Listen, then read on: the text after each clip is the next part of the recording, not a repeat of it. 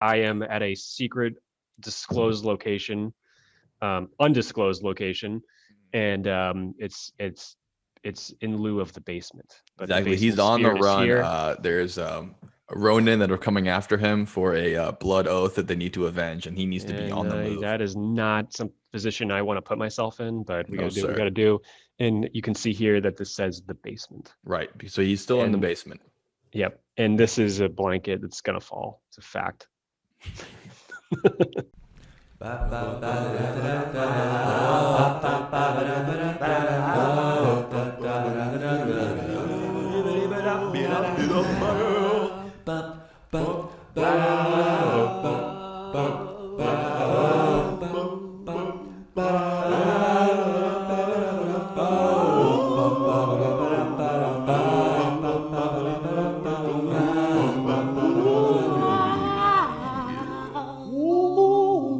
All right. Good day, everyone. Welcome to the Dylan and Joe podcast. We're your host, Dylan. Oh, and I'm Joe. Hi. If you are following the true way and diverge a little, this will later become a large divergence. You must realize this. Miyamoto Musashi, famous samurai and also famous cave dweller who wrote the Book of Five Rings. Today, Joe and I are going to touch upon a little bit about what we think we might know about the samurai in Japan. We're What do you think, talking Joe? about the samurai, the famous warriors of Japan. They go down. They're almost more legendary than other fighting figures like the centurion, the knight.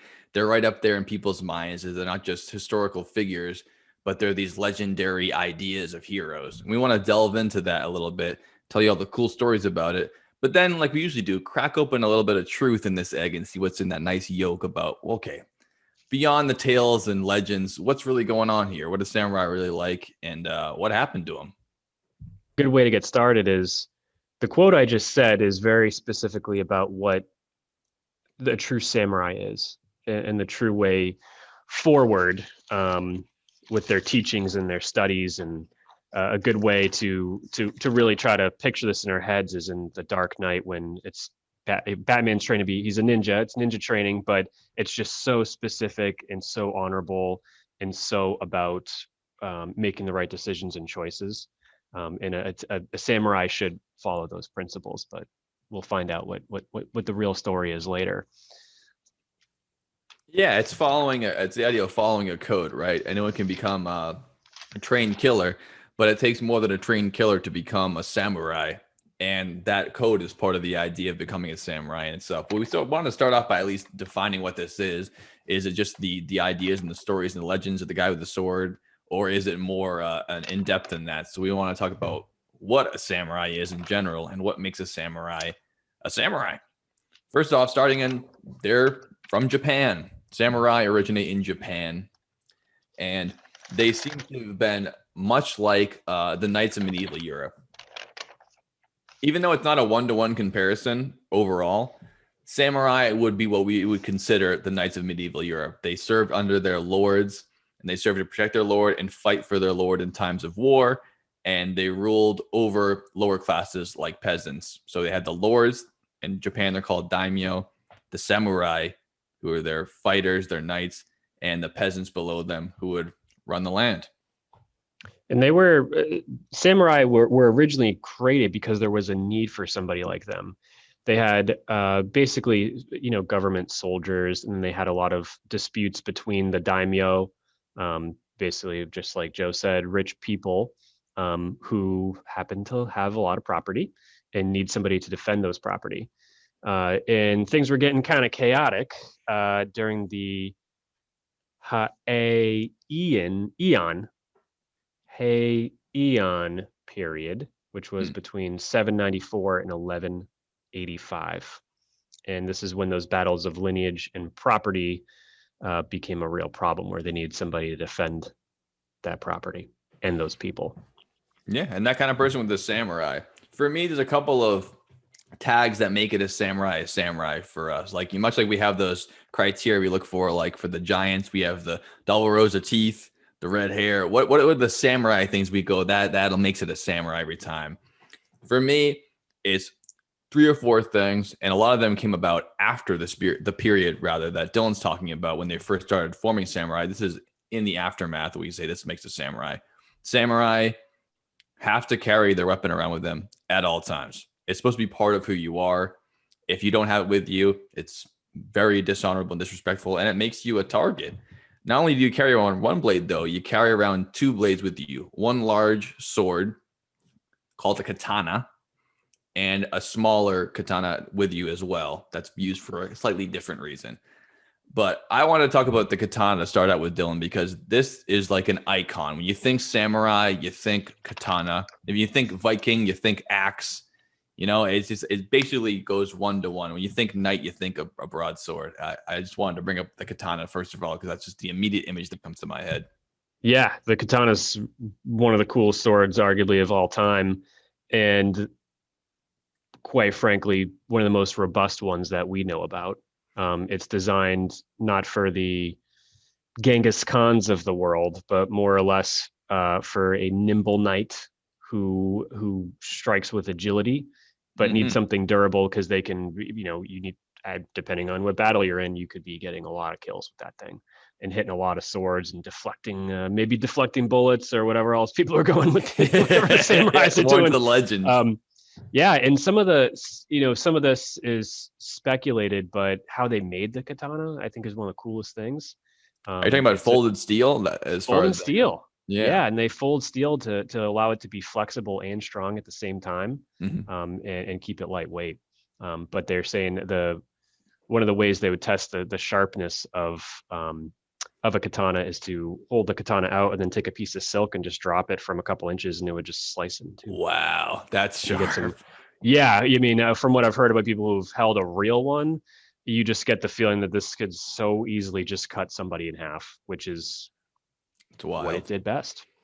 Yeah, I think you brought up a good point there. It's for agility fighting. It's for precision and technical fighting. You could take those big war hammers from out in the medieval Europe, or axes, maces. They're all worthy killing weapons, but they're made to be swung around large hunks of metal and just bashing away. The katana is not made to fight that way. It's supposed to be precise strikes and quick. Most katana fights that have gone down in history that aren't in a war usually only last a couple seconds. Think about a gunfight. In a movie, it might last 5-10 minutes and people are jumping behind desks and shooting and reloading. In real life, it's 2 or 3 seconds. Whoever struck first kills. And a lot of katana fights went that way too, because of how lethal the weapon was and how even more lethal it was made by the wielder's technical skill. So most fights would end when you drew first and when you struck true. And that's usually how the fights would end. With between two people, it's over before it starts. When you get hit, usually it doesn't graze your chest. Usually it hits you somewhere you don't come back from. Yeah, it sounds kind of like a stupid statement, but it sounds like the samurai wouldn't take that out unless they, had intent to kill, especially to strike. Absolutely, much like a gun nowadays. If you pull it out and you don't intend to kill somebody, you shouldn't have pulled it out to begin with. You should already be in that mode as soon as you draw your sword. Another interesting fact too is what I learned is the curvature of the blade. They had multiple different types of katanas. Yeah, the curvature is models. A big signature part of the katana, right? Yeah, and it's not curved like the scimitar, which would the Arabian style braid. But the curvature is designed to be originally used on samurais preferred to fight on horseback. For starters, they're big horsemen. Much better to fight on a horse than on your own feet if you can. Yeah, so it has to be long in length, and the exact length is 60 centimeters.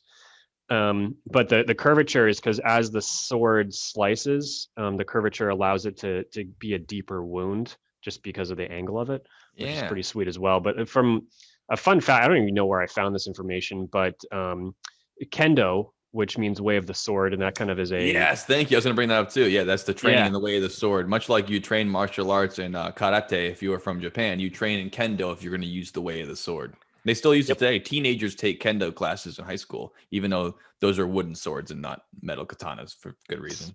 It's still hardcore. And with the katana, depending on basically, I'd say this is the model of it because the make would be the independent, blacksmith who makes it. But the period of time, I think the first katanas were called teichi. and then they moved on to Jokoto, and then Kodo, which is a famous restaurant near me. And then Poto from the Beastmaster. I don't get the joke. I'm sure that's a joke. I'll put pictures of Kodo and Poto up. Put them up, please. Yeah, I need them for my own education. Shinto, They look like which the is Quiznos sub guys. really. What are they That's good to called know. again? The little Did they have a name? monkeys. The monkey. They look like those Monkeys. little Quiznos monkeys. Yeah. Not important. Quiznos Sorry. monkeys. So it is important. And then Shinto, and then moving on. That's like the most recent version, the ones you find more frequent enough because they're made later. The Shinto. Well, Shinto is Shin- actually also the name of the prevailing religion in Japan, right? Interesting. Okay.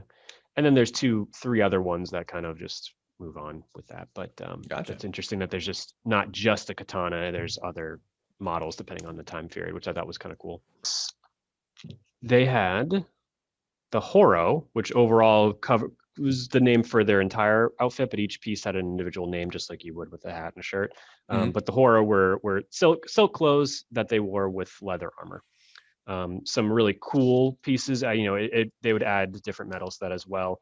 One of the more fun facts that I learned, and I'm sure you know this, Joe, besides the fact that they end up looking pretty scary. I mean, they would make their helmets and everything with Yeah, they made them look like demons on purpose. Oni. yeah, To try to scare the fuck demons out of you. on purpose. My fucking hang on. It makes them look terrifying, and some cool stuff is some of these scarier ones had like those big crazy mustaches that you see like in movies in the fog, and there's this big mustached horned looking Yeah, guy the out there. fangs and the Yeah. large headdress. I mean, we're gonna put a picture up of some badass samurai armor, but Some real badass even though it samurai- seems an over the top and ornate, it's the kind of thing that's just inspires fear in your foes when you walk in a battle. Yeah, I wouldn't want to see that if I No, was doing something. Never mind And- 1,000 years ago. Jesus Christ. Right? Yeah, exactly. When people would see someone who just happens to be really, really tall and think they're a demon. Exactly. Imagine this showing up on your door. I don't think so. No, Especially with that mustache. Like I said, that mustache is horsehair. devious mustache with the horsehair. Real fun. Something they did. So it starts off with the top of the head. They had a bun, and they call it's pronounced. I'm gonna fuck this up. Mhm. Chonmage, Chonmaga, Chonmagi, Chhohmage. So MAGE would be Mage because A always sounds like Mage. and E always sounds like A. So Mage. Chomage, which was a bun, and that bun served a purpose. Like most things on the samurai, the bun was designed to keep that helmet in place. Cool. Sure, yeah. And now we Yep. call it a top knot in English, but obviously hipsters have taken that over and ruined it. But Well, top the knots one used to thing- be a samurai thing. The one thing that the hipsters didn't take from the samurai, they might have the top knot. They don't have the buzz top. Nope, with because you the have bun. to shave that head all the way back, and the top knot comes over. I mean, yeah, it wasn't made to make you look like a cutie pie. You looked like a No. warrior. Yep. It showed your and that- dedication to being a true samurai. Exactly. And that shaved head look is, I have yet to see that, except for maybe Kevin from The Office pulls a similar type of look. But besides that is not a thing. You got a 19-year-old samurai who's Yeah, just got a shaved head right here, looks like an old man because he just has hair here. then the exactly. bun. Yeah, it's young men looking like old men with bald heads and hippie man ponytails on top, but they did it on purpose. Yeah. Every day Yeah. they had to maintain it. Yep. It was great. Real funny look. Mm-hmm. And again, we mentioned the katana, and then a part of the outfit that I mentioned, there's also the kimono, the The robe. hakame. Joe, what's the secret to reading Japanese? You've told me 10 times. Oh, no worries. I'll do it out right now. It's Yep. like Spanish where every vowel sounds the same no matter where you put it in the word. Doesn't matter. So A always sounds like like kagashi. Hakama. E always sounds like the sound A, like kamehameha. I always sounds like E, like ichi, yoshi. And then what are we listening? O sounds the same all the time. O, always O. Oh, got it. Okay, so hakama is the pants. Fundoshi is the underwear. Nice. And then they typically wore on their feet sandals, which they would call tabi. And based off of the movie, The Seven Samurai, which came out in the 50s, which is an amazing movie. Everyone should Ooh, devote good 3 hours pull. of their time to watch it. Yeah, if you're at Um, all interested in samurai, you got to watch that. One of the great it was films good. by It Kurosawa. super good. We'll pull up a picture of their sandals, but I thought they were really cool and not for today because we have glass and debris and stuff that would just rip your feet apart. But it Yeah. almost looked like it was a mashed ball of like grass that was hardened and would cover just this part of the foot, but would leave the toes exposed, Mm. which I thought was great because Get toes that once grip and served you a can, purpose. right? Yeah. Yeah, yeah. So their toes would be exposed to the dirt, but this part where all the balls their feet were would be covered. So their sandals kind of look like this. Just thought Mm, that was super cool. that is cool. And yeah, that's their outfit. So I'd say that there's one other thing that makes a samurai that's going to come up between this episode and the end of it. As part of the Bushido code, which is retroactively named that, is the idea of seppuku, which is also known as ritual suicide. It's tied so closely to samurai, and it's part of being honor bound to your lord or your daimyo or your family or being wronged. It to that particular brand of person in that particular culture, honor in that sense, in the sense of that code, means more than your life and the life of your fellow man. It's important to do that. So a lot of times when people would have a major loss in a battle and they'd be captured, they would commit suicide in order to maintain their honor. And sometimes they'd even do it when they didn't lose a battle because of the amount of shame, their failures. It's major problems they're dealing with here. But instead of trying to run away and try to pass the buck and try to fluff it over, they took it upon themselves to end their lives honorably. And sometimes they didn't have a choice. It was whether you end yourself honorably or we're going to end you yourself. So it's up to you. And that is what the second sword is for. The smaller sword, much like a large dagger, is used to pull out of your blade. You write your poem, you say your prayers, and you dig the blade deep within your belly and carve your stomach open. And when you do that, it's gonna be incredibly painful. You're gonna be gutted like a fish. You're gonna slowly bleed out and die over time. And if people around you who cared about you and cared about your honor, part of the ritual when you're on your knees bleeding out is for someone to have one strike to the back of your neck and take your head right off and end your own suffering. It wasn't a move in order to quicken your death as a move of spite or wrath. It was more a move of mercy because you would have been dying for a very long time there. And it's a merciful move to say, you've done your part. You committed your own suicide in a painful way. We're going to give you the easy way out and cut your own head off. So oftentimes someone would have their head cut off as part of the ritual by someone who is very close to them, one of their friends, not their enemies in particular. like Joe would cut my head off if I Right. was doing seppuku because Exactly. I Yeah. lost a card game. Right. Yeah. And I would do that in order to, quicken your suffering and, be merciful towards you. Your enemies would sometimes do it as well if they believed in your honor and they believed that you were doing it for the right reasons. But, sometimes when your enemies were spiteful of you, if you want to commit seppuku, they'll let you do it. Go ahead, bleed it out. You lost, in other words. Yeah. And That's some a of the huge things part of samurai for me. It's just always tied into who they are. Oh, totally. And some of the things I learned about seppuku that, again, just based off of what I've read about it or listened to or watched,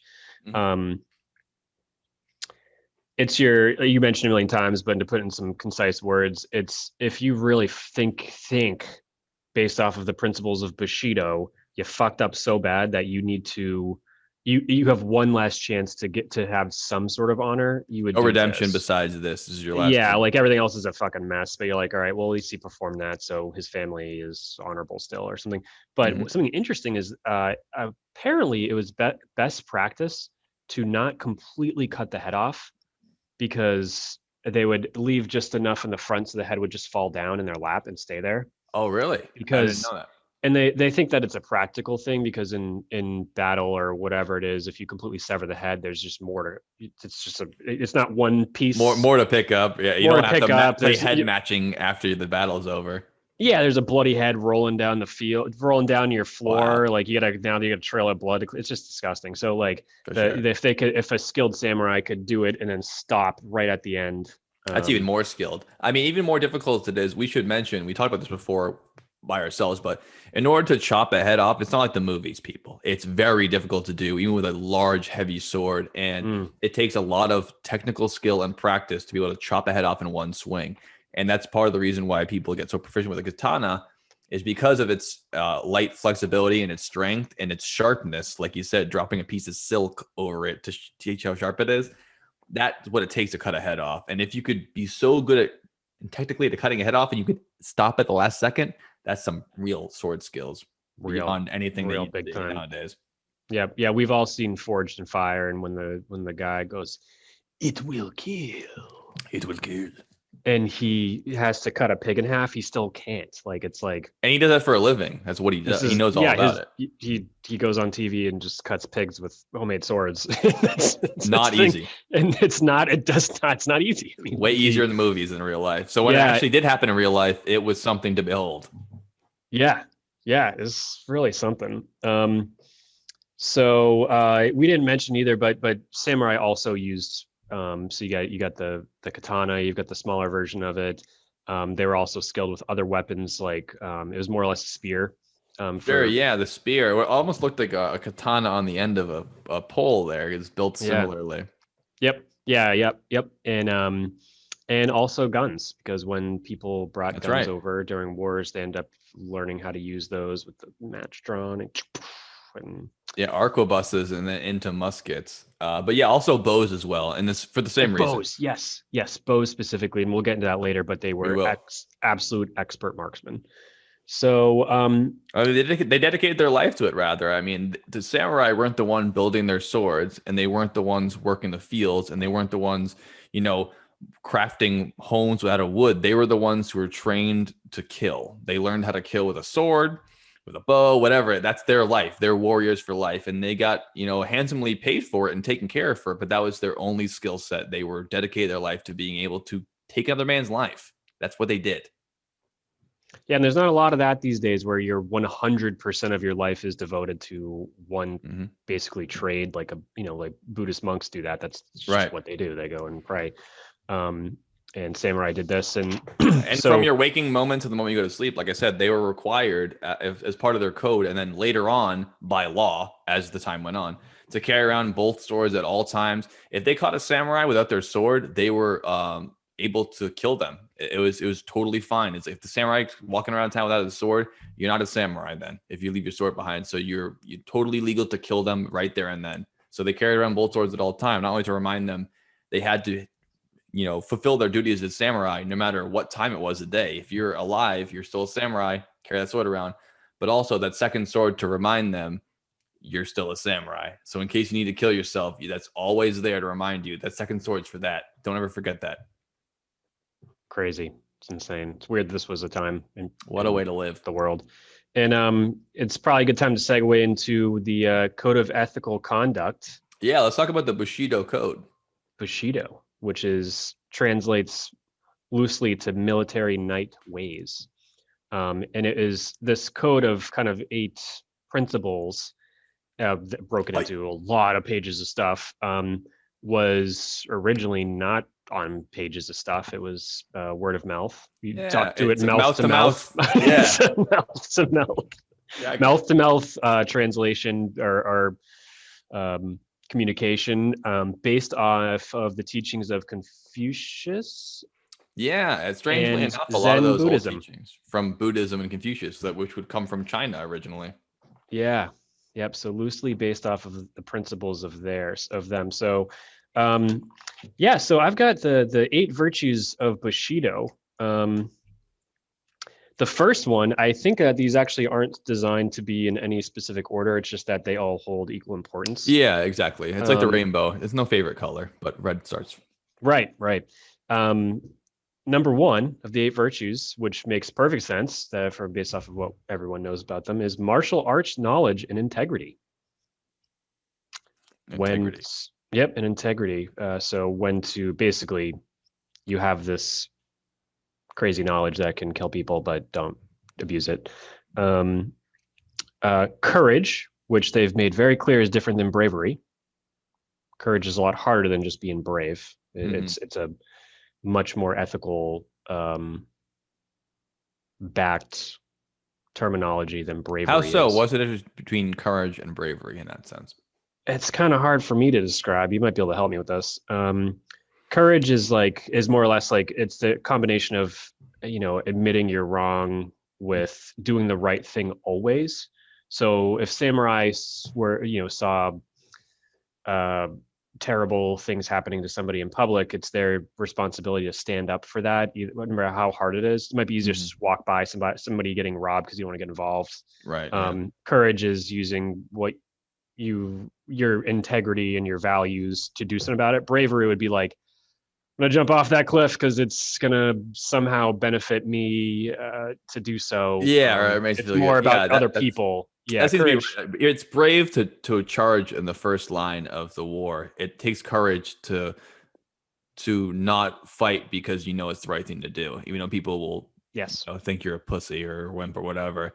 That's Yeah. what. Yeah. Bravery is wielding the sword, and courage is the ability to put your sword away and take that beating, take that shame to know that this is the right thing to do. It takes courage to do that, not Yep. bravery. Yep. Exactly. The third one would be mercy. So very clearly, don't. That's a big one. Yeah, if their enemy surrenders or does something like that, don't cut their head off. Unless Or if they're they committing seppuku, then you're doing that to be right, right, exactly. And if they're say they're retreating or they're that running away from you, don't just go shoot them in the back. That would be example of that. Politeness was on there, so they're going to open the car door for their women if they need to. Yeah, I feel like that's more like the greasing the wheels of society, like the chivalry, the knights thing. It's like this right thing Yeah. to do. It just helps Yep. everybody out if you conduct yourself like people are supposed to look up to you, so you should conduct yourself in that way. Yep. Uh, Makoto, which is translated to sincerity and honesty, no matter how hard it is, tell the truth. Honor, loyalty, and most importantly, self-control. Self-control, And yeah. that comes really into play with Discipline. Bushido because they have a license to kill anyone, anytime. That's exactly right. I don't think And we that's brought it why. up yet, but depending on what era we're talking about, but for most of the time the samurai existed, they had the right to kill anyone who disrespected them because that was their position. If you would see a samurai out at the tea house and he spat in his face and called him names and disrespected him, he had every right to cut you down right there and then, and people would drag your body away, and that would be that. There's no repercussions. You disrespected the samurai, they acted accordingly. They have carte blanche to do whatever they want as long as it's for the Bushido code and for the honor code. That's the way it is. It is. And you said something Special that rights. comes up a lot. When people describe samurai, they say cut down a lot, as opposed to like cut them in half, cut them with a sword, him with a sword. It's always cut them down. And they said that in the Strike them movie. down. Strike them down, cut them down. Like that, I can't believe he just cut them down. We're not going to let him on our samurai team, type of stuff. Sure. But that's always what's being said. So Yeah, well, it's synonymous with that idea we brought up earlier, right? It's like pulling a pistol out. You shot him down in the street. You cut him down. It wasn't a brawl. It wasn't a fencing match. You cut him down. You talk shit, sword comes out.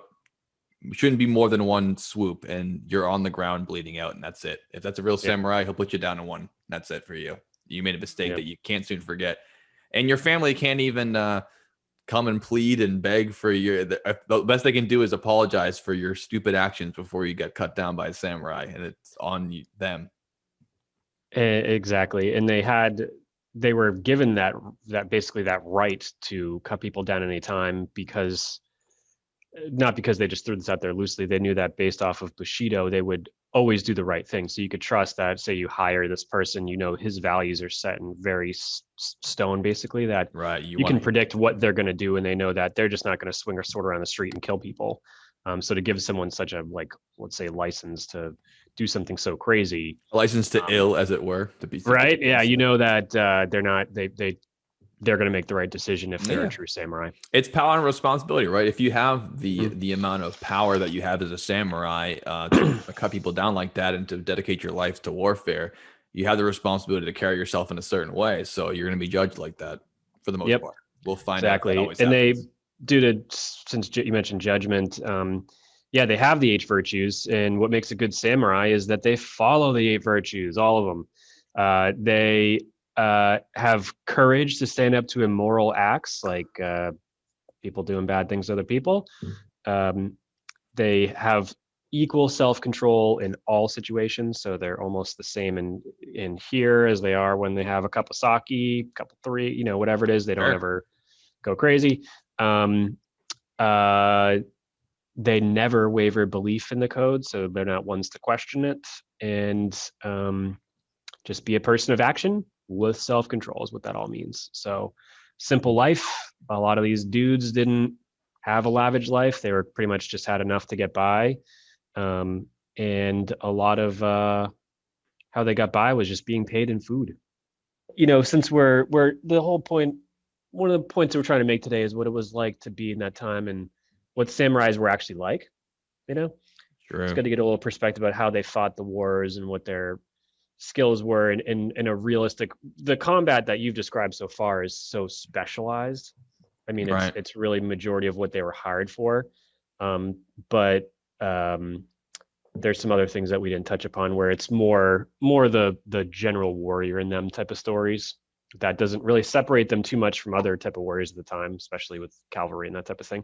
um, so I can't tell if this guy named Suka Kumi in 1274 was an emperor or shogun or a daimo, but daimo, but I believe he was more closer to a shogun, just because he was given orders and sounds like he was in control of Japan. And I don't know if he was the emperor or not, but we'll clarify Yeah. that for you As guys. far as I can see from most of Japan's history, the emperor is more like Queen Elizabeth in the Britain right now, in Great They Britain, where don't it's do a whole like, lot, right? yeah, they don't do a whole lot. They're just a nice symbol, but the people who are really in power are the people who really, move and shake the world. And in the ancient world and even the modern world, if you have the guns, you're the guy who makes decisions. Right. So sounds like he's a shogun to me. And the islanders of Tsushima in 1274 first noticed the black shadows in the ocean. Ooh, the ghost of Tsushima. They were the ones who noticed them first. And those black shadows were water boats of the Mongols. Water And boats. water boats, yeah. How did I Peace say out. water boats? Did I write what? I didn't even write water boats, ships, Mongol style boats.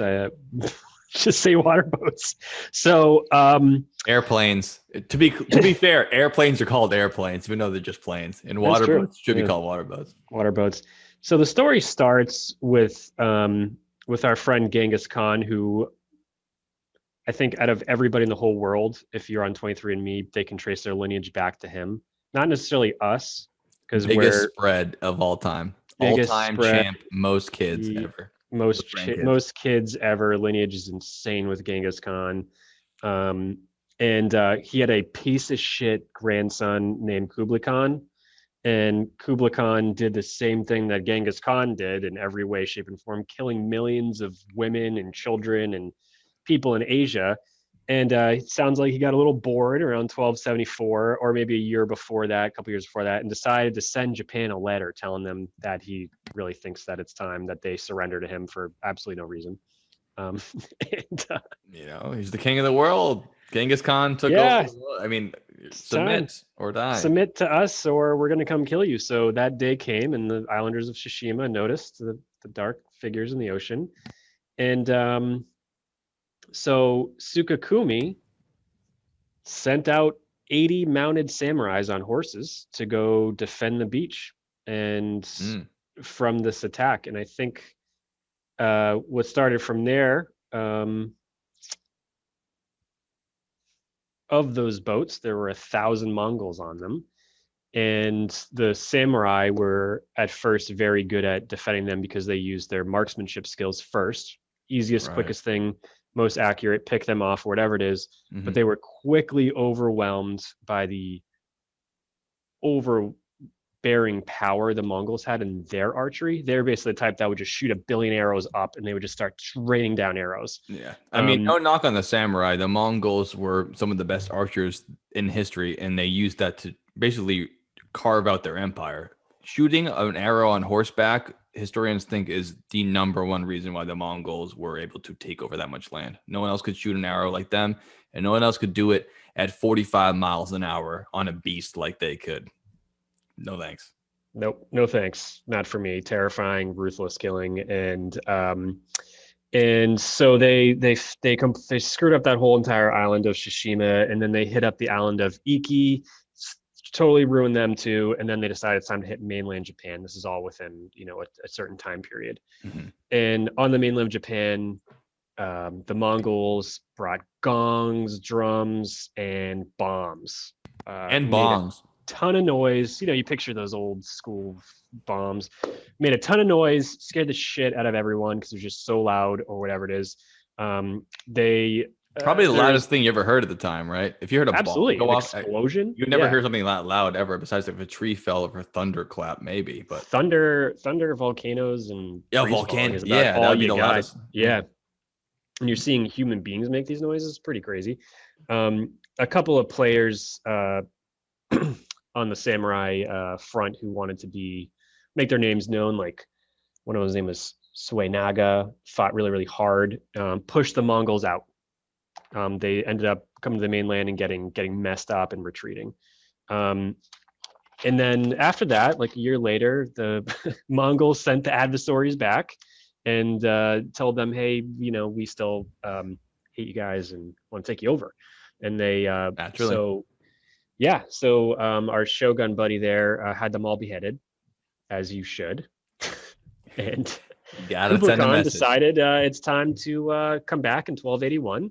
And same thing, they were forced them out to sea, which is a really interesting story. So um, they they they forced them out to sea with like sandbars. They kind of set up defenses so they couldn't board. So they were kind of just floating around, trying to find an area to attack.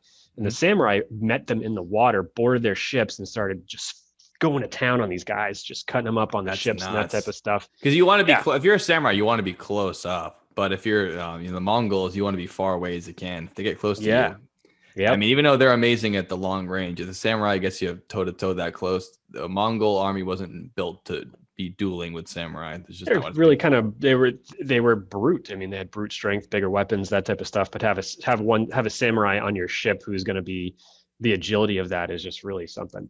So same thing, we're able to screw up enough of them, so they pushed them back, and that's kind of actually where the story ends. So one of the big kind of the thing here is the story doesn't end here. It ends. The fighting really sort of ends here.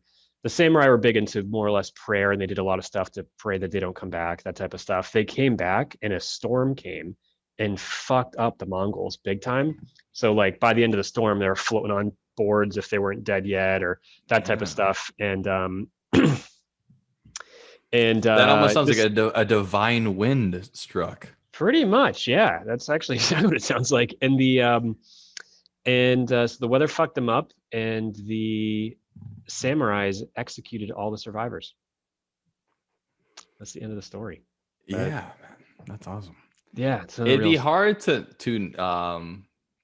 knock the people of Japan for believing in the idea of the divine wind because it happens again and again and again to the point that they were saved from multiple invasions by the monsoons and the storms and all Mhm. kinds of issues where we didn't actually mention that much earlier. Japan being an island, a nation in itself, that's part of the reason why they're so secluded and when they could be themselves, you know, isolated for so long compared to China, Mongolia, Russia, all the other parts of Asia, as opposed to other parts of it. And that divine wind, as it were, helped them many times to the point where there's a phrase for it, which we know and love now. And it doesn't mean the same thing to us as it did to them at the time, but the name for divine wind is kamikaze. Can you imagine what that might mean? Interesting. That's what it comes Well, from. The divine wind, the idea of him sweeping their ships against against the shores rather, and saving your nation at the outer power. Pray they don't come back. They come back and their ships wreck against the rocks. That's the kamikaze, the divine wind come to save us all from the invaders. who would have thought that was what that meant?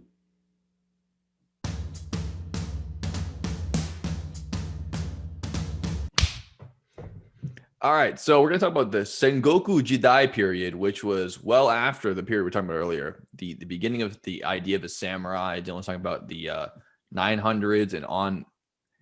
They still existed until that time. But when you're thinking of the popular culture idea of a samurai, what it means to be a samurai, you're probably thinking about this period of time in Japan. In the 1460s, so in our minds, you're getting into the late Middle Ages and almost into the Renaissance in Europe, as far as Italy is concerned. You'll soon get into different times of how different kingdoms are going to work out. In Japan, this is a huge period of unrest. The whole entire country has never been all unified together. It's a bunch of small clans all around the country. And at the time in the mid 1400s, it's going as decently as it can.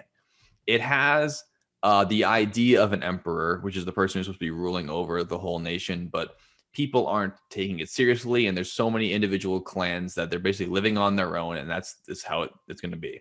You live your own life and just do your own thing. But as we know, history never works out that way. As soon as people think I could probably take that from them, it starts to pop off. So in the mid 1400s, two of the major clans in Japan start a war with each other. And instead of one defeating the other, they actually light the powder keg, which is the whole country. And it starts a war, a civil war throughout the entire nation of Japan. Hundreds of clans all fighting each other for 100 years. It never ends for 100 years. So people were born and died during a time that all of Japan was fighting itself, clan after clan, backstabbing, alliances, killing off, betrayals. It was just a fucking powder keg and a mess of things going on there.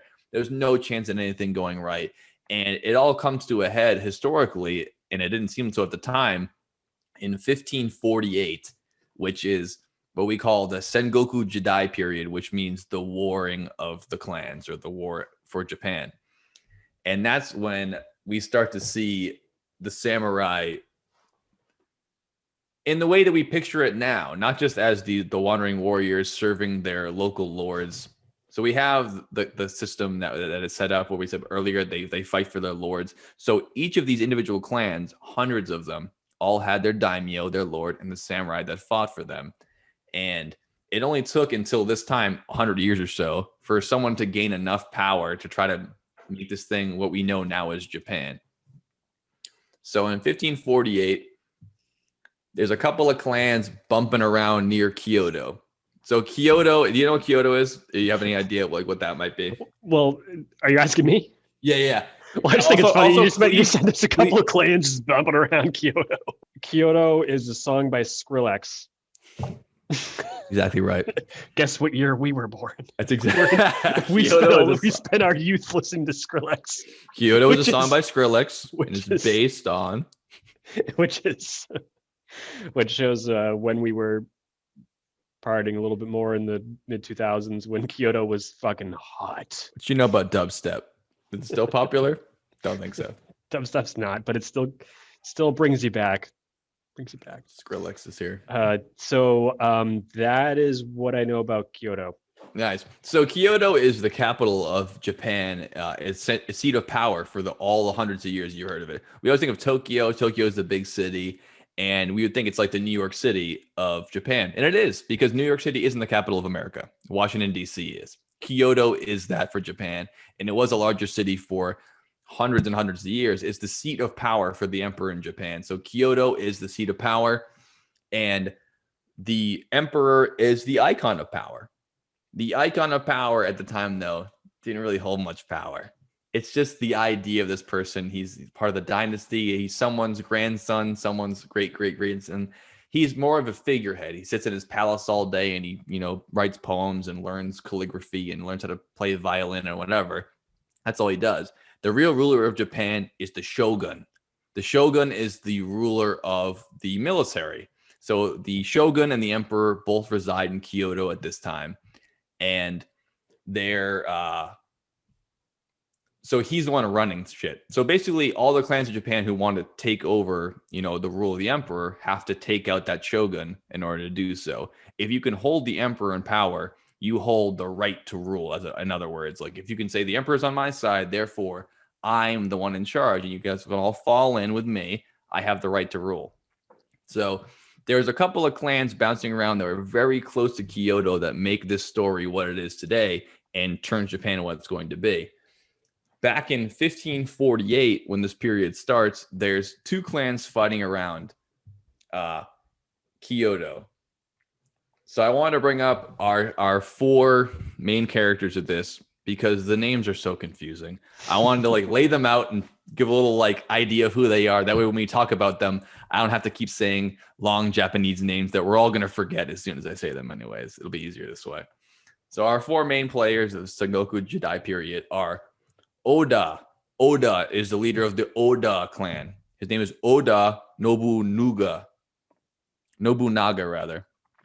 He is the proud clan leader, the guy who wants to, rise up from all these hundreds of clans and say, I'm the guy who should rule Japan, and he's going to do it. That's Oda. We got Oda. We also have Tokugawa Ieyasu. Tokugawa is one of the guys who has a clan really close to Kyoto, but he starts his story as a little boy. He's got nothing. His dad runs the clan. We also have Hideyoshi. Picture him as Yoshi. Remember him in your head, like little Yoshi. He's a little servant. When this story starts out, he's Oda's slipper boy, where his job is literally to carry around his slippers for him from place to place and polish them and probably whatever, servants did at the time. That's his job. And our fourth character is going to come up is Hattori Hanzo. I recognize the name right away from watching Kill Bill. In the Kill Bill movie, he's the guy who makes her the katana that can cut through anything, the Hanzo steel, the Hanzo blade. That character is named after this historical figure, Hattori Hanzo, who is what you picture as a ninja warrior. Like the idea of a ninja in your head from the stealthy missions, the cutting people down, all the cool ninja shit. This is the guy. Hattori Hanzo is a ninja, and he is a huge part of the story. And he's not a samurai at all. It's a ninja part of it, but ninjas are in it too. And when I was researching this, I found out that, strangely enough, Bushido Code be damned, samurai are in all these provinces.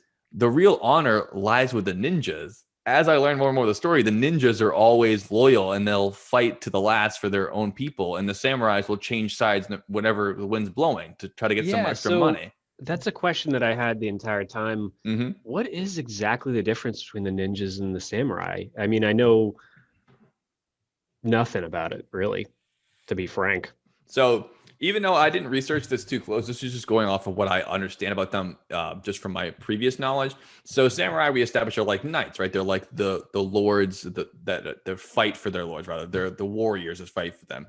So no matter how rose-colored glasses we look at the past, people are selfish individuals. And if you work for lords and you're basically, at the end of the day, you have the Bushido Code, you have your honor, your family, your loyalty. It's all good. You're a hired gun. You work for your boss. You're the killing sword for your boss. If your boss is going to die and you're going to die, I guess my boss is stupid then. I guess I work for you now. I mean, ultimately, they could all just become mercenaries. And a lot of the time, throughout the history of samurai, they did. A samurai who had lost their master was known as a ronin. So when you hear about the tale of the 47 ronin, or what a ronin is, it just means it's a samurai with no master. The idea of the wandering samurai is like a cultural idea, but that just means you're a ronin. If you have no master and you're without purpose and without cause, you're a ronin. So a lot of times that would happen. And ninjas, on the other hand, were trained similarly in this, super detailed way where your whole life was that. But they had more of a deep code that was to serve the people who needed their help. I mean, they were used as assassins, as spies, as bodyguards. But for whatever reason, as history shakes out, samurai are much more tied into greed and their master's will and the will of history. And ninjas seem to have been more loyal and to a fault, maybe. And a lot of times they might have been killed because they were too loyal and they didn't see which way the wind was blowing. Or they saw which way the wind was blowing and they said, fuck that. I know this is not going to benefit me, but I'm going to stick to my guns. And this is the guy I backed. I'm going to stay with him. And samurai don't always do that, as we'll find out in the story here. Yeah, and you mentioned the Ronin, which while we flow, I might as well talk about them for a second. Yeah, please. I believe as things went on, that just became more of a commonality than not. Most samurais, you'd find them kind of just hanging around. Right. Yeah. As the story goes on and Japan becomes more unified, the daimyo start falling off, and that just means more and more samurai who become ronin, samurai without masters. Yeah, and and they would just kind of be chilling, walking around, sleeping, eating food, just not fighting battles, but still, they walk with a certain prowess, like they're Yeah. always And watching what their did he say back. before? All their skills are, and the whole life dedicated to killing people. So what do you do when you have nothing to do? Your only marketable skill is killing, and there's no war to be had. Yeah, so in the movie 47 Ronin, that's exactly what it was. Their master, Based on a true story. yeah, The their Seven master Samurai actually, is a movie based on a written story, but the 47 Ronin is a written historical story. yeah, and it's crazy. It's actually true. The 47 Ronins, their master got killed unjustly, or he was forced to commit seppuku for reasons they didn't believe in. So they wanted to avenge his death, and they ended up all. Yeah, so Yeah, another it's pretty daimyo nuts. took over their land, and they Hmm. forced their master to be his servant. And instead of him being a part of his court, he would insult him and spit on him and make him do all kinds of insulting shit. So their master pulled out his blade and struck the lord in the face, and unfortunately, they killed him for the action.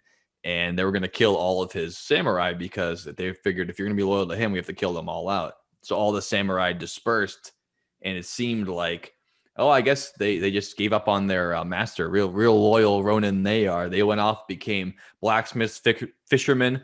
His head bodyguard became a drunk on purpose and would stumble around and say, "Oh, I'm a drunk. Look at me. I'm so shit faced. I couldn't be thinking about that old past thing." His wife almost left him, and peasants would spit on him and kick him and say, "You're a shame. You used to be a samurai, and your daimyo was killed. And look what you're doing. You're drinking yourself to death. You're a piece of shit." But that's not how the story ended, was it, Dylan? No, no, it wasn't. We'll let you guys for that for yourself. It's top three samurai movies of all time, no They didn't question. forget to avenge their master, in They other did words. not forget. Yep, crazy times.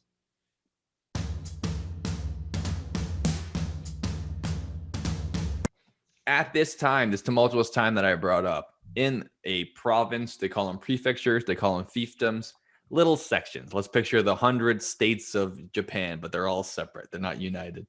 One of them is very close to Kyoto, which is a very important place to take it, to take the emperor. And there's 3 clans at the time fighting around that area. 2 major ones are fighting, and there's one's caught in the middle. They pick the wrong side, they get defeated, and the son of the daimyo is captured.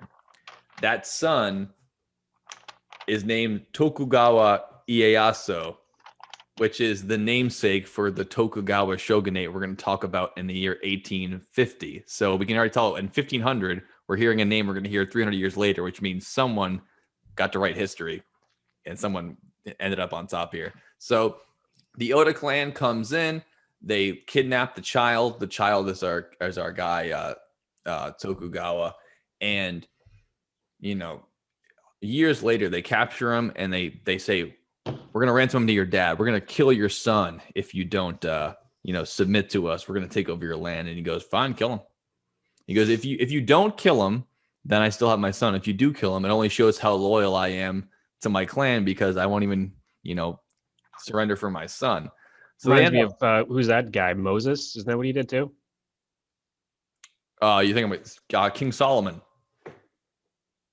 The judgment of King Solomon. It's my baby. It's my baby. Well, then we'll fine. We'll cut the baby in half and split it in 2. And the woman who Nope, said, wasn't thinking of fine, that she one. can have it. That's how That's you that know. too. I think Moses. That's also another story. But I think in Moses, he's God tells him to bring his firstborn up to the top of the mountain Oh, and you're kill him, thinking and of he does. Abraham and Isaac. Yeah, yeah, and he does it, and it's like that's great, guys. Like you really like. I don't care. Like if it was my kid or my anything I like has life that I am Yeah. responsible for, and I'd be like, yeah, no, I believe in absolutely nothing that much, and you can definitely go fuck yourself. Of course, That's dude. Any god I it's would love would be insane. like, if you actually brought your kid to kill it, I'd be like, you Yeah, failed. I'd be like, you yeah, shouldn't have listened to no, me. That's a good god. Is like, you shouldn't have brought your son to kill it. Like, you're a bad yeah, person. you dumbass. Yep, yep. Yeah. So, So so yeah, they hold him captive for years. This Oda clan, Oda, and it just they never have any reason to give him up. They leave him alive. They usually just kill your prisoner, but like we could maybe use him at some point, but they just don't take him back until years later. The battle rages on, and the other clan ends up winning the battle, and they demand to get the kid back. And the kid ends up being Tokugawa. joins up with his old clan, and he says, now that I'm an adult man, I'm going to use my clan. I'm going to fight back against these Oda bastards, and I'm going to fight back, and it's going to be all good. They completely overwhelm the Oda forces, and these little guys are teamed up with the other clan. They team up against him, they win him. And that's when we get into the picture our main character, who's the unification expert, rather, Oda Nobunaga, which is Oda for our idea, that proud clan leader, the one who's going to fight back. He gets beaten all the way back to his fortress, and he's only got 1,000 men left in his fortress. This kidnapped kid is loving this. He's like, I'm calling back this guy who kidnapped me. He's going to pay for it. This huge clan teamed up with us. They're going to beat him. There's 10,000 plus of us in this valley, and they're fucked. So Oda comes back. They're all sitting in their castle together, and he's nervous. He goes, this is the end of us. They're definitely going to take us over. Next step for them, they're going to Kyoto. And all his men are freaking out, and they're like, this is all over. You know, we're done. And he turns to them, and he goes, are you going to be begging for extra life every day you're alive? To extend your life just one moment longer? That's how you're going to live your life? We were born to die. Now, who's going to join me? We're going out to face our deaths in person. You're going to die here cowering or live on. And they go out with him. And he really does go. And he goes up to the valley. He grew up there. He only has 1,000 men. He sends 500 of them on one end of the gulch, 500 the other end, and sends a small number of them to the top of the hill with a bunch of banners. He starts planting them all over the top of the gulch. They're lighting fires. They're making noise. He's trying to make them believe the entire army, that little part left, is all on top of there. And as they're paying attention to that, a storm starts brewing. They're in their camp thinking they have them up in the hole. Everyone's drunk. There's rain's pouring down. You can't hear them. And as that goes down, those 1,000 men run into that valley of 10,000. They start slaughtering them bit by bit. The daimyo is watching a play, and he says, be quiet. We're trying to watch a play in here. Next thing you know is the guy walks in, cuts them to pieces. They're all dead. Like, holy shit. So these 1,000 guys have routed the entire army. And what they usually do at that time is say, we defeated you now. As they're running away and killing them, they say, we're all dead. And who does he come across but that kidnapped kid? And he goes, I'm not even going to kill you. Because I like the balls on you. And he's like, oh, God damn it, you're not going to kill me. And so Tokugawa joins up with Oda. So that little clan and the Oda clan are now teamed up. So that little kid Tokugawa is now a big man. He's going to be running the clan with him. And instead of killing him, which is the best move he could have done, it turns out, is team up. Because as the history of Japan goes on, the main reason why no one could unify it for 100 years, 200 years, everyone stabbed each other in the back. Every time someone would invade another province, they would invade them. So you were never safe. Everyone would stab you in the back. As soon as your best friend saw your weakness, they'd betray you. And this weird combination of an alliance between a boy who was kidnapped by this clan and was seeking revenge on them and the clan who had kidnapped him ends up being the two clans, because they won't break each other up and they won't betray each other, end up taking over all of Japan in a very similar way to that, and just cutting people down left and right. But the more power you grow, the more people notice what the hell's going on with you. And the last large threat to him comes from the north. And those are from the Takeda, who are the horse lords.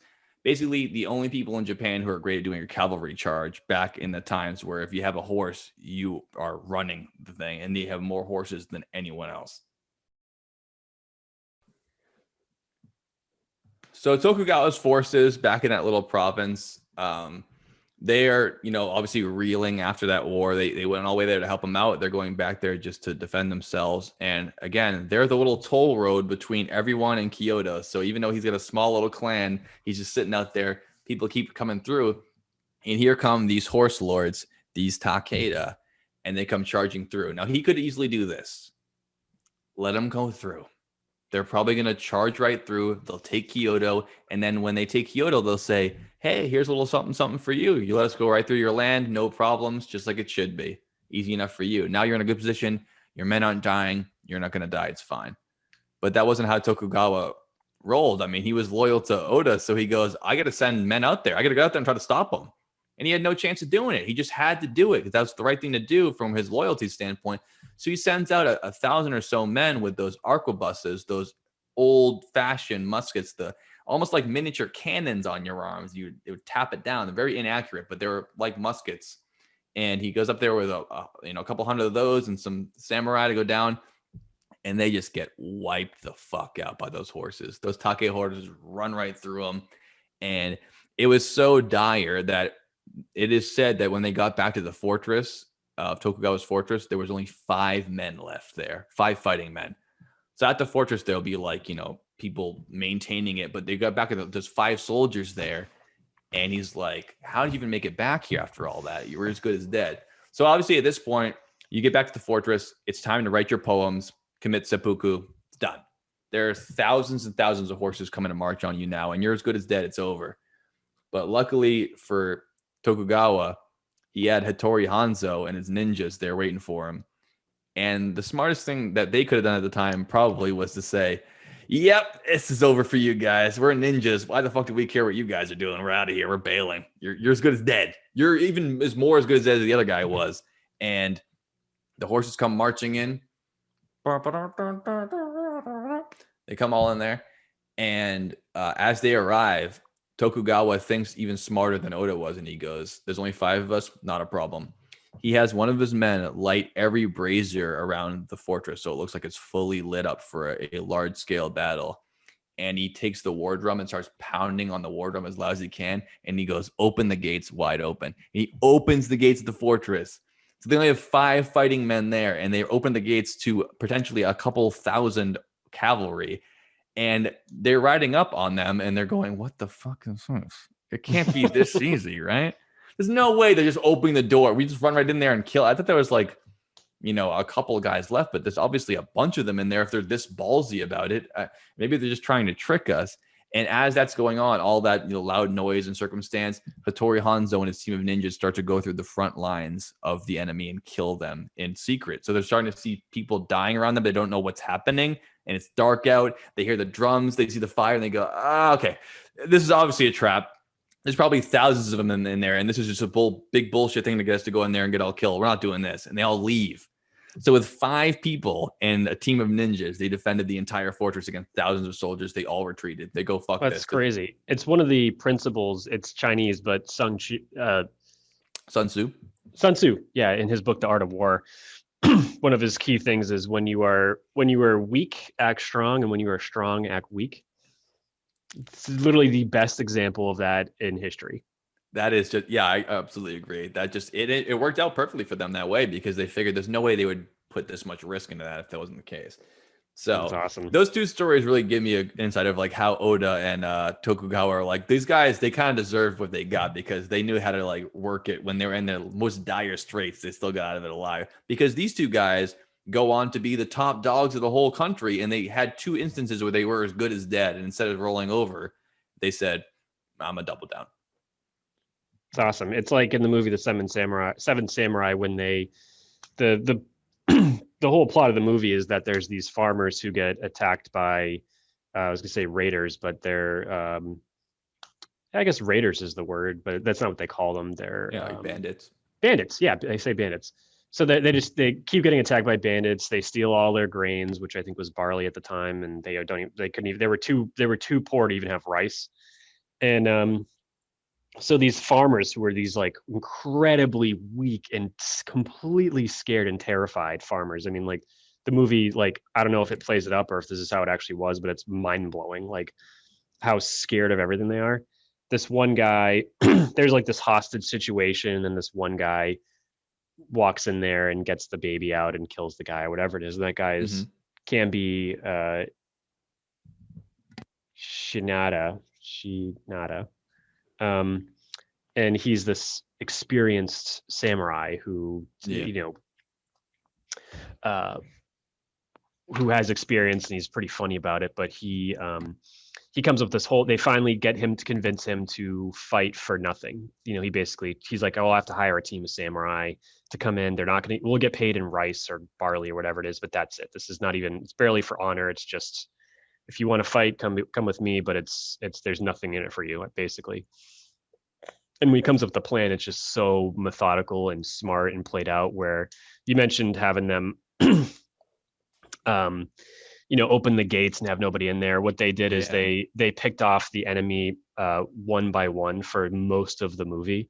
So Oh, they'd be yeah. these guys would be charging on horses and they'd be running through and they would let one horse in and then charge with spears at the other horses and then they retreat. Then that one Yeah. guy in a horse it's him versus like 200 people And then and you're they kill fucked. him and then just one by one they would just pick him off like that and it was just like so methodical and so very Bushido of them to do it that way.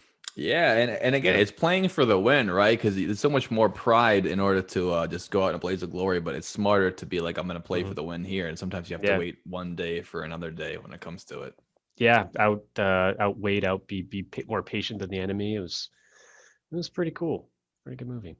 So in the meantime, he's left his province by himself, and he trusts his soldiers and his samurai to be like, defend this while I'm gone. I'm going to get reinforcements, and I'm going to come back. It's going to take a little while though, because you know what's happening. In the meantime, the fort gets sieged, and the people there are starving to death, and the Takeda are completely surrounded them with all these horses, and they're basically fucked. And this one brave man, he decides, I'm gonna run the blockade of this siege, and I'm gonna try to find Tokugawa and like ask him for some supplies and let him know how long you're gonna be, because we're gonna starve to death here in like probably 4 or 5 days. They thought was how much they had left. So he dives into the river, like jumps off the top banisters into the river. And the Takeda weren't dumb. They string up long lines of bells all along the riverbanks so that if anyone tried to leave the fortress, they could hear them leaving. So you couldn't They sneak out loved in the night. moves like that. There's another name for it too, but some of the homes of these people had extra squeaky floors. And To there's hear the sound. yeah, in Japan you can go visit one of these houses where the floors are by design basically impossible to walk on without making them make these crazy creaks because I didn't they know that. yeah, you can if you visit Japan. I heard it's a museum and you can walk on that floor and try to not make it a squeak. And they're like, yeah, some people can make it like 2 feet, but That's insane. after that, And it's great just for not being assassinated, but it's going to be hard when you have to go up and take a piss in the middle of the night. You wake up your whole family. right. Yeah, right. I guess it gets priorities. Yeah, So yeah, the guy slips away. He goes under the bells. He's in the deep of night. I can't believe the resolve in people like this. The guy sneaks all the way, to find Tokugawa and Oda and goes, hey, this is what I'm here for. I found it the whole way. People are waiting out, but they only have a couple days left. Give me some supplies. I'm going to sneak back over there, and I'm going to tell them you're on your way rather, because I mean, I can't imagine now if someone's late for dinner and they don't talk to me for an hour, I just go home like, fuck it, they're not coming. These people are waiting weeks at a time. They don't think there's no one coming back. But if you could know for sure that the savior is coming, they're going to come and free you. Don't give up now. Don't die. Don't give in. You're going to be saved, and you're going to be so glad you waited. That's all you need. You live another 48 hours off of that hope that's going to happen as long as you're sure of it. And so this guy, he wanted to go back and make him sure of it. He could have rode back in with Oda and Tokugawa, and he could have taken the fortress with them. But he goes, no. I don't want them to wait out. They might not make it. So he decides, I'm going to sneak back into the fortress I snuck out of. And unfortunately for him, the Takeda got a little wise to that, and they kept moving the tripwire and the bells every day, so he gets caught. wait a minute. So he snuck back into one he already snuck out of and snuck into as he'll never do that again move. But they thought he might do that again move because they know him. Well, yeah, I guess they weren't just thinking that it was him. They were thinking we're going to move the tripwire every day in case people get wise to it. And that way, if we keep changing it, if people are getting messages in and out, then we'll know. They didn't know he snuck out. They only know he snuck out when they catch him sneaking back in. Okay. And he shouldn't have snuck back in hindsight because, he wouldn't have got caught because he already got out. But now he's trying to sneak back in to give these people hope and let them know they're on their way. Just wait a little longer. Yeah. Gets caught. So he gets caught, and they go, well, what's your plan? And he won't give it up. And they go, obviously, Oda and Tokugawa are coming back, right? And he goes, oh, fuck you, And he goes, well, I'll give you a deal here. Maybe they are coming back. They must be. You must have told them, right? We're going to raise you up, and you tell the people of that fortress that they're not coming. You tell them right now they're not coming. There's no hope. Give up now. If you do that, we'll let you live. And he goes, all right, fine. If you're going to kill me, If I don't do that, then fine. I'll tell them they're not coming. I'll lie to them. I'll tell them that. And they go, good, go ahead. So they take him out the fortress the next morning. They put him up on a crucifix or like a big cross. They lift him up. So he can't move, but he can talk. And they go, you know what to say, big boy. Go tell them. Tell them they're not coming. And he takes a deep breath and he goes, they're on their way. They're going to be here any day now. They're on their way. Don't give up hope. They stab him to death right there. I love when they do that. They're like, I'm going to say it. Yeah, maybe yeah. I mean, I love the guy. He could have, and he's like, no. Like the whole mission I did is to give him hope. I'm not going to make them lose hope now and give up now. So yeah, he says, don't give up. They're just about to be here. And they stab him to death right there on their cross and he bleeds out. Yeah. They were like, you son of a bitch. Fucking asshole. I knew you thought you were doing. We told you to not say that. And you said it. You're good stabbing. That's great. I love those men like who do that.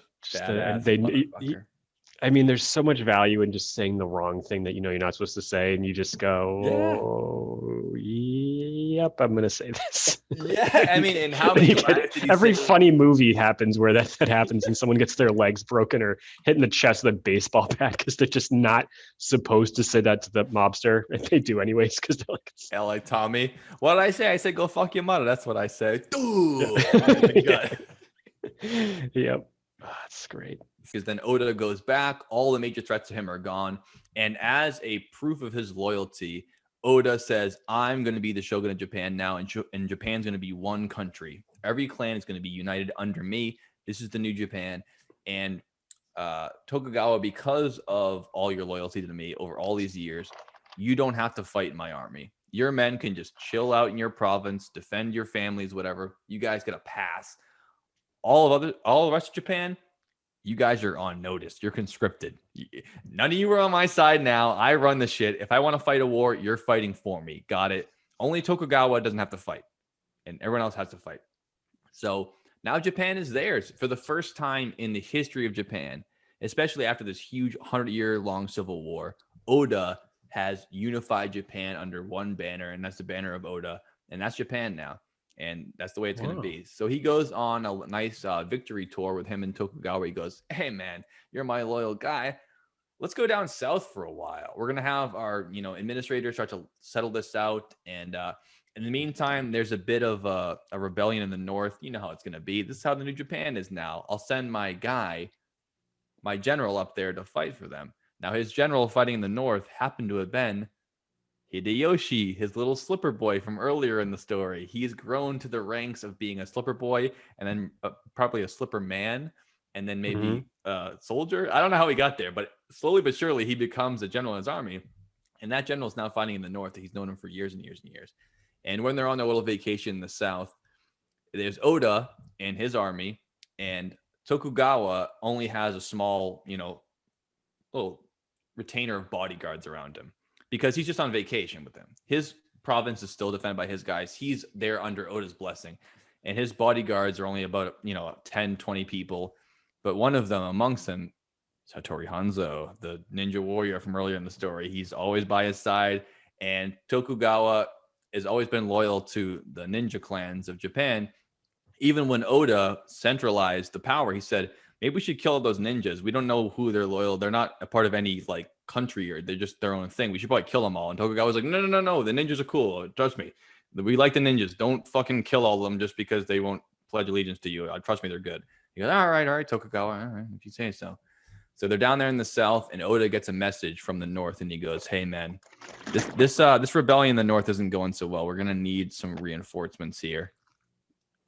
And he goes, all right, fine. Hey, Tokugawa, sorry, this vacation has to get cut short. I'm going to go up north. I got to go help him out. I'm going to go to Kyoto just to take care of some things, since I should probably be there in the capital. And then I'm going to go up north, finish up that siege in the north, and then we're going to be all set for this. No big deal. So he leaves. And Tokugawa stays with the army. He's still on vacation, hanging out. And it wasn't maybe a day or two later that he finds it shit has not gone right. Oda goes back to Kyoto. When he gets back to Kyoto, his military assassinates him. His personal guard is attacked by his own general, the one who gave him the message that they needed help, brings him back to Kyoto. He orders his soldiers to kill him. Now Oda, who is the new shogun of Japan, the first one to run the whole country, is murdered by his own general. And his own general goes, haha, he did all this. Now I'm the shogun. That's the deal. I run Japan now. Now kill Tokugawa. He's the fucking guy who's loyal to him. Now kill his ass. So now all the people surrounding him, this whole army he's been with, is now all trying to kill him. He's in the behind enemy lines. He didn't even know it. They're all going to try to kill him now. So he needs to get out of there fast. Meanwhile, Hideyoshi, who sent the letter, is like, I should be getting help right about now. And one of the scouts goes, hey, dude, Oda got murdered by his own guys, our army. He kind of betrayed the whole army. He's like, motherfucker. All right, let's get siege people. What do you think's going on here? Are you done yet? And they go, no. And goes, how about we call the siege off and you send your leader out. He commits seppuku on a boat, and then we say we're all good. And they go, okay. And he goes, all right, bye. So he leaves the siege behind, goes back to Kyoto, kills the general who's a traitor, and his whole force comes back and just takes the capital back and goes, you fucking traitors. And he kills the betraying general. He kills all the traitors. Now Hideyoshi is the shogun of Japan, and he's reclaimed it for Oda, and he goes, fuck this traitor, they're all dead. But meanwhile, Tokugawa is stuck behind enemy lines, and they haven't gotten that message yet. The message is kill Tokugawa, and it's over. But he's got Hattori Hanzo on his side and the ninja. And this seems like a mythical movie. It doesn't seem like it could be real or not. This is actual history. Hattori Hanzo is like, I know a secret ninja way to get us back home from here behind enemy lines. And as he takes them through with like a handful of guys, they go to different ninja conclaves around the country, and they gather more and more ninjas to help them pass through. They find other ninja clans who are rivals to them, and they see Tokugawa and they go, oh, this is the guy who said we'll kill the ninjas. Dude, you're all right, man. You're the guy who said we want to kill them. Yeah, you know what? Fuck it. Yeah, this guy likes ninja. You know what? Fuck it. I won't fight you today. This guy's cool. So all the ninjas team up to save Tokugawa, and they whisk him back away to his kingdom while the whole country, under the pretense of the false general, is trying to kill him. And he makes it home by the ninjas sneaking him back home. And by the time he gets home, now Hideyoshi has become the shogun, and now he's not in danger anymore because now the betrayer is dead, and we finally have a unified Japan in the way that we would see going forward here. So the story ends as Hideyoshi is the shogun now, and he's the shogun in the way that we would see in the modern day idea of what we think about what is Japan. He puts into law, first of all, this is unified Japan. We have a caste system now. You cannot change your station. If you're a peasant, you're a peasant for life, which is kind of ironic, meaning that he rose from a servant to the shogun, but now he's making it illegal to do what he did to come to power. Kind of like winning American Idol and saying, no one can become famous just being talented. You have to be famous already or you're it, which I always thought was kind of fucked up that you would. I mean, he's the Charlie and Chocolate Factory story. Charlie becomes Willy Wonka and he says, no more golden tickets. Fuck you. Only I get to do that. It's crazy. It's just very hard to believe that this is a true story, and it is, and it's the foundation of Japan. Not that our American story is any. It's way more boring, but still fucked up. This is this is pretty incredible in that it's just nuts, and all that comes into play even today. I mean, people still practice Bushido in certain ways, and in the principles that you're talking about, and all the way through, definitely through World War II. I mean, if they thought, right. So this is what Sorry. So he makes it the caste system goes as so. The emperor's on top. They always keep him there. The shogun's right underneath, which is, the real seat of power. Then he goes daimyo, then samurai, then farmer, then artisan, and at the very, very bottom, in the mud pits in the shittiest part of society, merchants. People who only sell things for money. They don't farm. They don't build things. They're not samurai, they're not lords, and they sure as fuck ain't the shogun. They're those shitty little merchants. And he locks it in and he goes, that's life, that's all it is. And also, I don't like this idea of everyone in the entire country having swords. It's kind of fucking me up. It's kind of made it so there's been 100 years of war. So anyone who's not a samurai, you have to relinquish your weapons today or die. And he had so much power at that time, it just shows you how much power they had. People did it. They all handed in their swords, and the only people left. If you're not a samurai, you can't have a sword. Yeah, the only people left with swords after that time were samurai. So it was all banned. If you were a farmer or if you were an artisan, no more swords for you. Only samurai and bodyguards of daimyo can hold swords from then on out. And it worked. I mean, it really did change Japan for the most part. But when people holding swords were military members, samurai. But unfortunately, now you have a peacetime. Japan's unified. You have the only people with swords in the country are people whose job is to kill for a living, and they have no other skills. So now you have a bunch of guys wandering the countryside with swords, and they get an itchy trigger finger, as it were, and they want to kill. And he's got to find something to do with that because he wants to keep them as part of his loyalty, but he can't just have them around waiting for, getting work. So they decide, why not take our empire to the next level? We're finally unifying Japan for the first time. Let's conquer out and unify. We'll take all these samurai that are all bored and use their talents for the right way. And they try to invade Korea. So Hideyoshi takes samurai to Korea, and boy, does it not go well for them. It's complete massacre of total failure. It sounds a good idea going into it just to utilize these samurai, but it's such a failure that most of the samurai at the time are wiped out in the invasion of Korea. And that works out really well for Tokugawa because if you remember, his men are the only part of Japan that does not have to fight for the shogun. So his entire force is still strong, which leads to him a couple of years later becoming the strongest man in Japan as the shogun falls. Tokugawa takes over, and then he forms the first ever solid dynasty that's nice and even out. Try to take care of it well. And that's the Tokugawa shogunate, which lasts until post-Civil War, where we'll get into when Commodore Perry shows up. That's exactly the same government that was there, great-great-great-grandson, but it's the same idea the whole way through. It never changes since then, after the unification.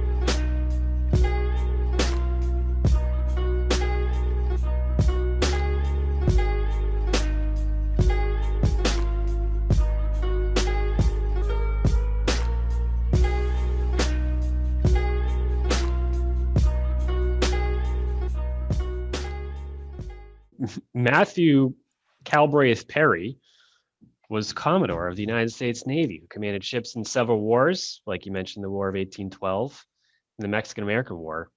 And also, he was a huge character on the television show Friends. It was a big breakout role for him. Yep, crazy that guy with no neck did that. And he played a leading role in the opening of Japan to the West with the Convention of Kanagawa in 1854.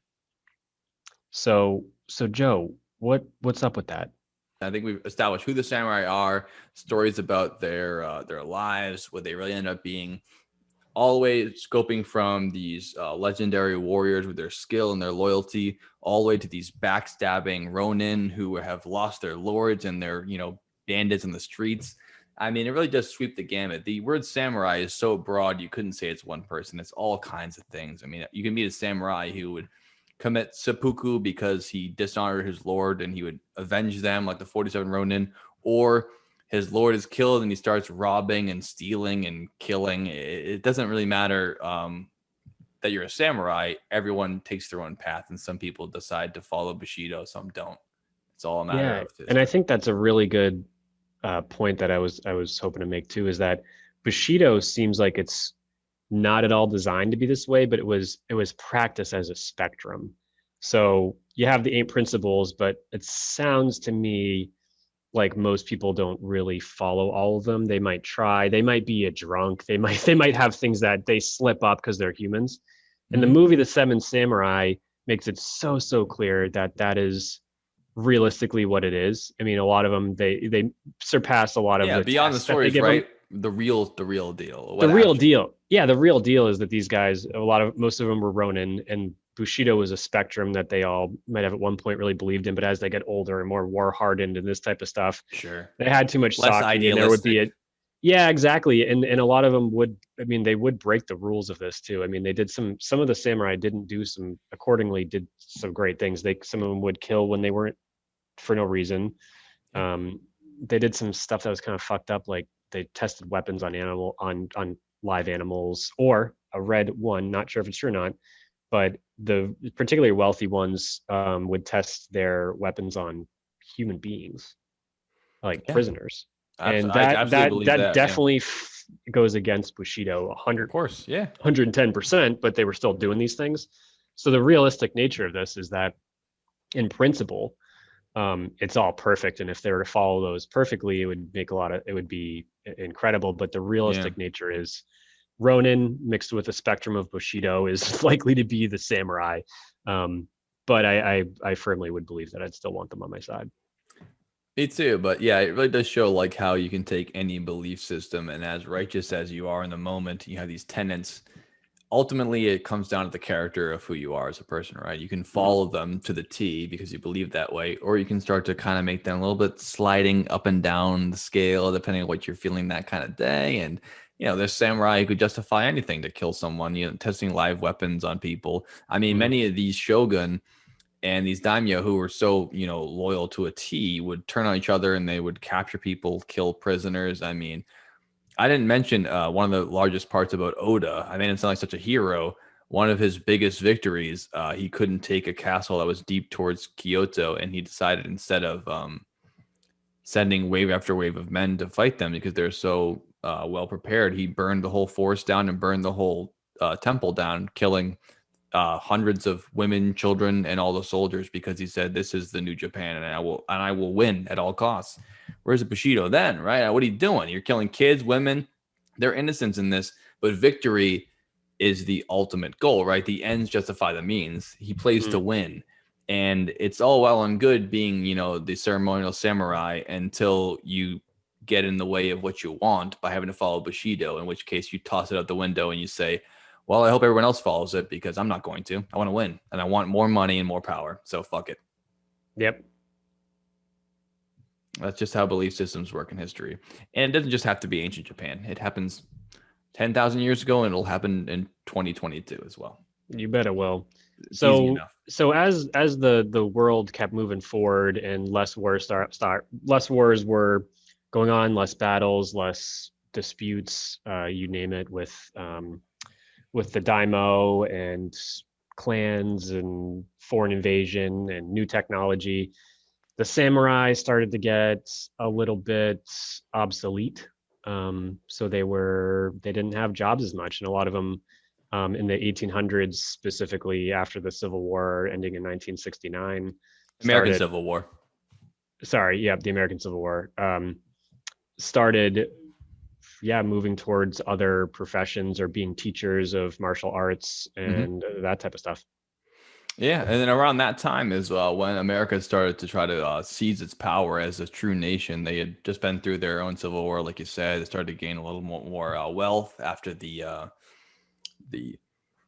rebuilding of the nation, and that came upon the time where Millard Fillmore, as you brought in, comes in. They send Commodore Perry down to Japan, and the story, as I thought of it, by as a kid learning about it, whatever, in history class and watching The Last Samurai, the Tom Cruise movie, and all this shit, is that the English people came in, they said, "Fuck your samurai, we don't like you Japanese, bitches, and we're gonna take your land, and that's that. So take that." And then Japan as a nation said, "How dare you say it? We all love the samurai and we're all about the samurai, and how dare you?" And those greedy Westerners with their guns and their money came in and they killed every last one of them. And the last samurai died in honor to fight for old Japan. And Japan never wanted any of that. But I come to find that, as all history is, a little more nuanced than that. As I said before, there's no good guys and bad guys in history. It'd make it a lot easier to talk about if Mm. it was, and it's a little bit more nuanced than that. So, as far as I understand it going down, it still went relatively that way. When America showed up, they came up with a decree with their navy saying, "How about you guys open up your borders for trade and immigration, and our politicians, our emissaries to come in and start kind of westernizing Japan." The reason why they might have been more apt to fall for this um, deception, as it were, they're basically saying, "We're going to take you over." They even mailed them a white flag and they said, "You're going to want to use this when we show up next time because we're going to come back and you know what to do." And, Japan was a proud people. They've been locked off for years. I mean, they only had one island you could trade off of. And Portugal, the Netherlands, Britain, they've all tried to trade with them for centuries. And they said, no, can do, not going to happen. And they successfully were isolated for centuries because they would not open their borders. And every other country did. They would not. The island nation wouldn't do it. But after the Opium Wars in Britain, when Britain basically went to war with China because they refused to trade them drugs, and then they beat China, Japan was like, that's what they can do? Because of something that dumb? I don't know. America might have a point here. I don't know if we should really keep fighting them. I mean, they beat China after opium. China could beat us. We're just Japan. And America's going to come by and do this. So people were nervous about it.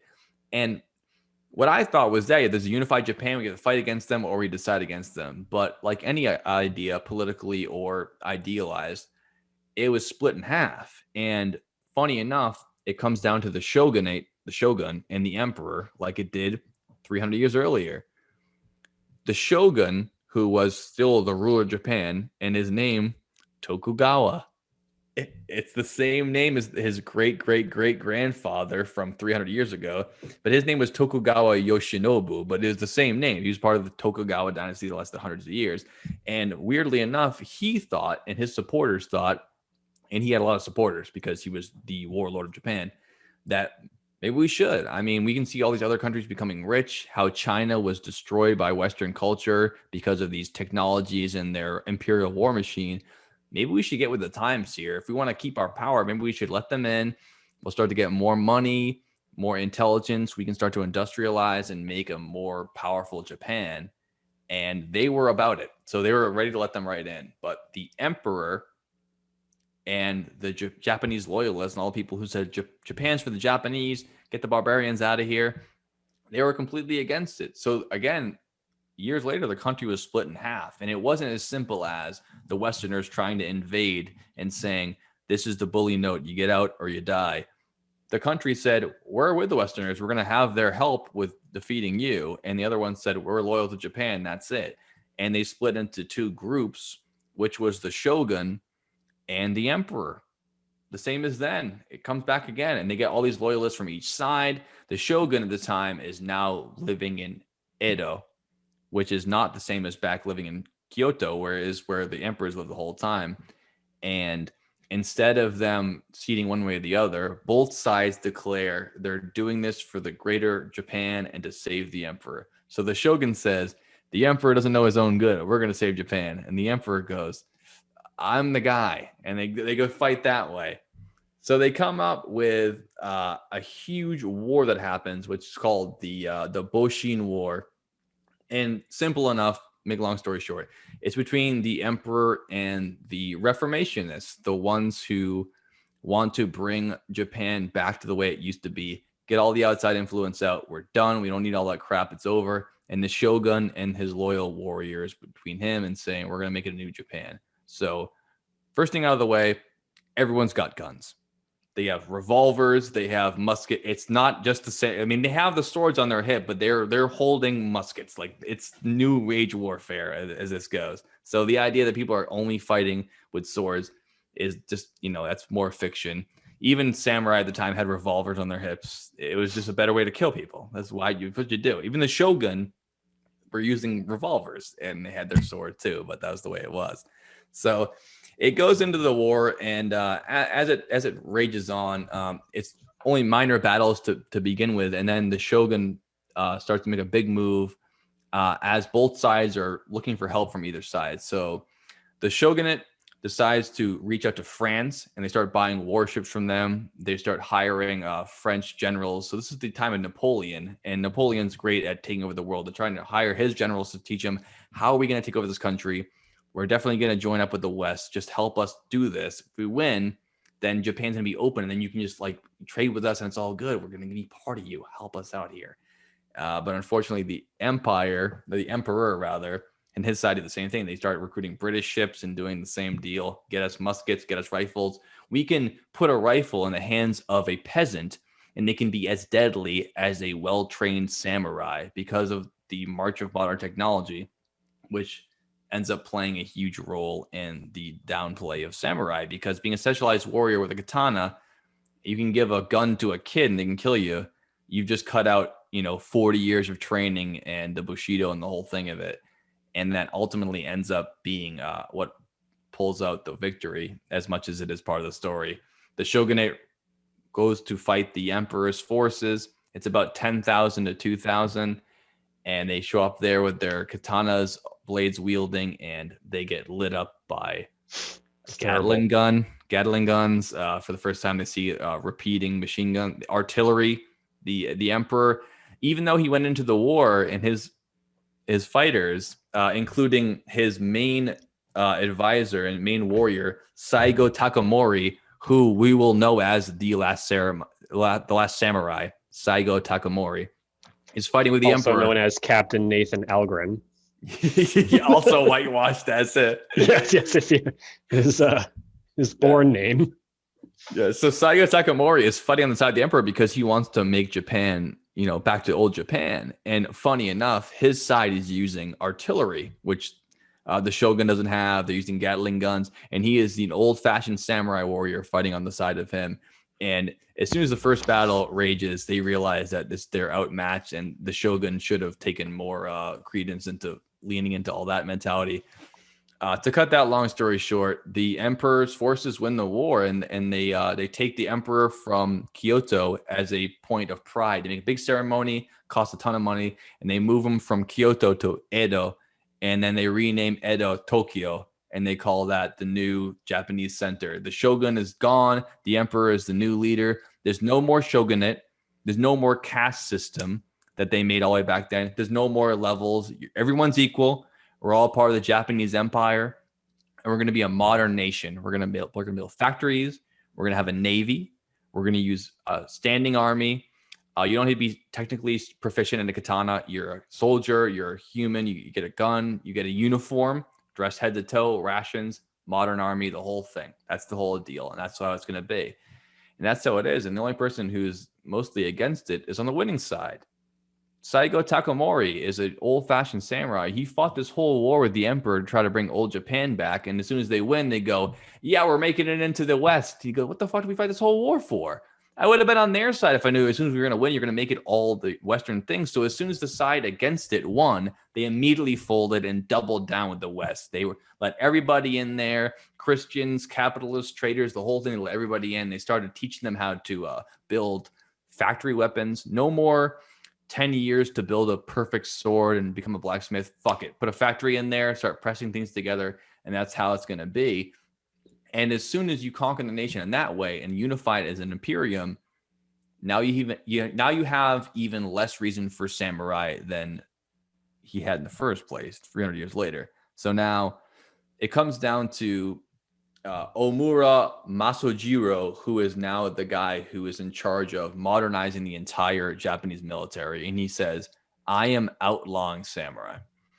Samurai are no longer allowed to exist. You have two options. You take our stipend. We can pay you in rice or money, cash, or you can be part of the new government. You can be a diplomat or a governor or something like that, but you're no longer a samurai. Samurai are dead.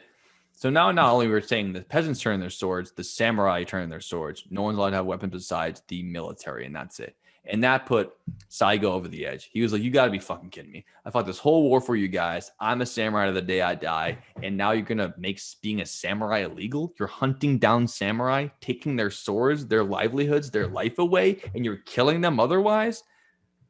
What the fuck we fight this war for, boys? I got an idea. Korea is refusing to believe that we're a new nation. Remember back in the day, we lost the battle against them? It's perfect time. Send me and the samurai against them.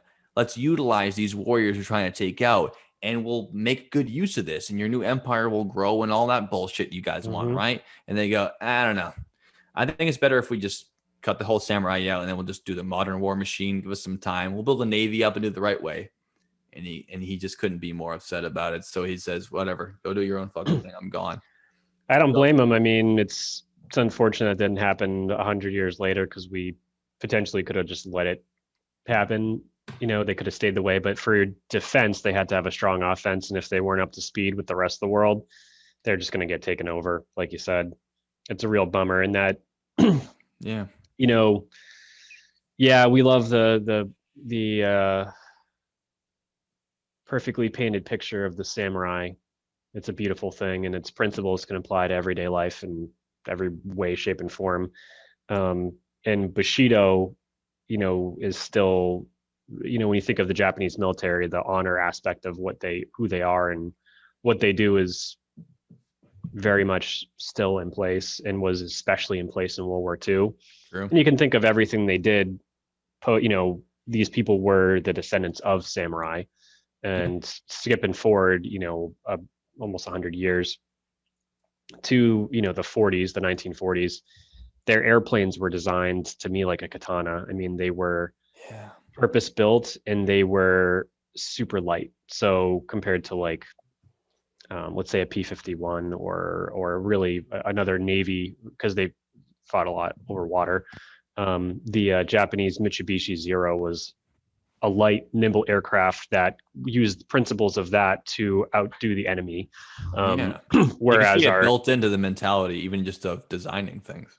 Yeah, exactly. I mean, it almost had paper thin. It pretty much had no armor. They just planned on not getting hit because by having the strong offense, they didn't need it as much. And if the U.S. Navy fighter pilots could get behind them and shoot them, there's a pretty good chance they'd kill them if they could hit them. Which is very much a samurai type of move. I think that's a good point. That is a very samurai way to develop your technology, even into the modern age. Is that mentality, right? Yeah, Swift, and agile. Yeah, and it was exactly, and the Bushido way, even down to seppuku, was still ingrained in that entire mindset of that military. Where with kamikaze, they're basically, if a samurai would do it, they would do it, and that set a lot of the way that they fought warfare. Because there's no scarier enemy than an enemy who will die before he gives up. If you're not afraid to lose anything, then you got nothing to lose. Yeah, and that was their principles about how they fought and made them so treacherous. And again, these were the descendants of the samurai. So. Saigo goes back and he says, "Fuck this whole thing. I'm gonna start a samurai school down in the south. I'm leaving the empire behind. You guys can go get killed in Korea, and if you don't want to fight in Korea, then fuck you. But it's fine." And they decide to turn all the military into just modern soldiers and infantry. And he actually ends up being the last samurai alive. So he gets thousands of samurai to go to his cause, and they refuse to give up the cause of being a samurai. And the empire doesn't want to invade this province full of samurai who are practicing because it's just too much trouble. But when the samurai decide to rise up, 20,000 of them go and they march upon a fort of 5,000 soldiers and former samurai who have turned empire, and they just get lit up. And as they march through the countryside, more and more samurai come to their cause, and they get shot down, and the empire comes raining down upon them.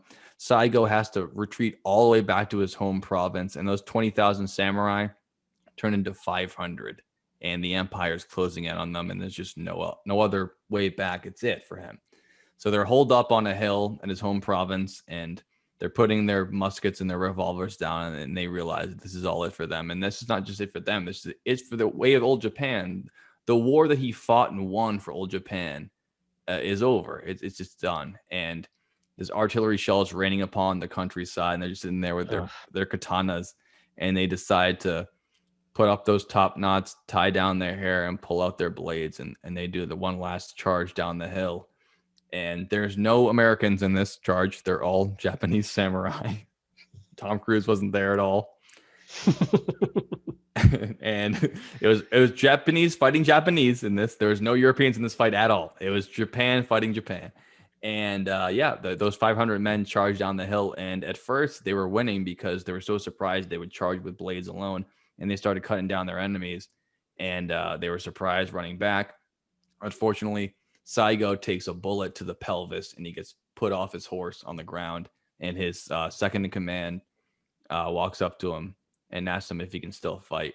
And he cuts his head off because he says, "I know you can't commit seppuku in the middle of battle. I'm gonna take the mercy and let you die with honor on the field." He cuts his head off, and all 500 of those samurai that day were killed and made an example of. So that's the last samurai to ever have existed. It's in 1869. And people still carry on the tradition now, but that's the last time in history that a samurai ever existed, and it was pretty recent. I mean, people were had rifles and steamships, and these guys were still, so committed to that code to a point where they were ready to end their lives on it. He was so easily could have just said, "I'm on the emperor's side." He won with him. He could have said, "I'm just going to ride this into the sunset." And he goes, "No, fuck this. I'm against you, even though I won." and he paid for it. That's a really dark end to the way this goes, but that's the reality of the samurai. Yeah, it's a dark That end, but is it's an honorable end, and I think it's honorable. a fitting end for the samurai. It sure is. It really is, and it's really something. From what I know, they did the burial mounds with samurai if they were able to retrieve their body. So we can definitely put that up at the end. But there'd be mounds, and there'd be a katana in it like this, and it's kind of a and no one's gonna take that katana. That's worse than being cursed with death. You leave that there. yeah. You take that. That's a curse and a half waiting for you on which would be valuable. That's every sword was worth more than most people's year work, but you don't take that from the grave. It's worse than juju. No, you don't. I mean, I'd be even nervous touching anything like that that you know has killed people. I've held a lot of guns in museums, and I always get nervous, and I'm holding some, and I'm like, I don't know, this one looks a little too beat up to be something I want to be too well worn, a little used. Yeah, a little patina on this one's a little bit too much. Sure, yeah. Yeah, because there's got to be. I mean, I don't know. It just feels there's energy of some sort around that. Like this has taken how many human lives, like of real people in the 16, 17, 1800, whatever, it's you know, you got to imagine some of those swords took so many lives and they still exist. Imagine you that killed you and you're like, that's it. That's the one. That's the thing that made it all happen. Pretty crazy. Yeah. So I mean, now be Joe. My overall opinion of samurai is really as well looked upon. I love the tradition of them.